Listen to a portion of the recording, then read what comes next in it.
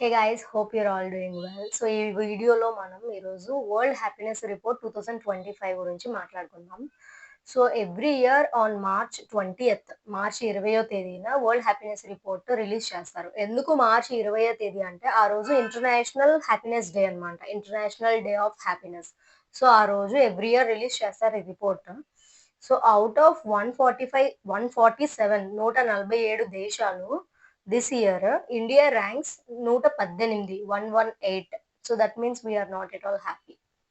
So అసలు ఈ report ఎలా ఇస్తారు, బేసిస్ ఏంటి, ఎవరు ఇస్తారు అనేది ఈ వీడియోలో చూసుకుందాం.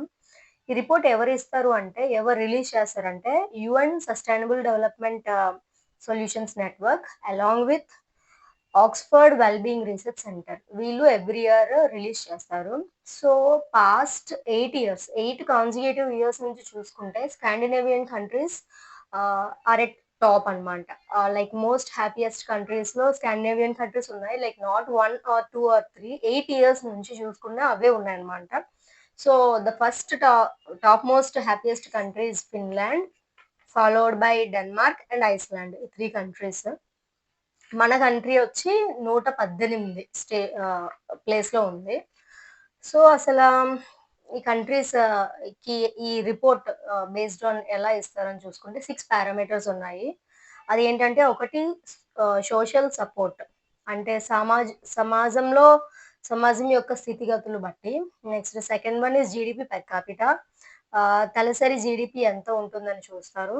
Next healthy life expectancy, like ఆయువు కాలం ఎంత ఉంది, లైక్ అది కూడా ఆరోగ్యకరమైన జీవితం ఎంత వరకు ఉంటుంది అని. Next fourth one is freedom, స్వేచ్ఛ గురించి.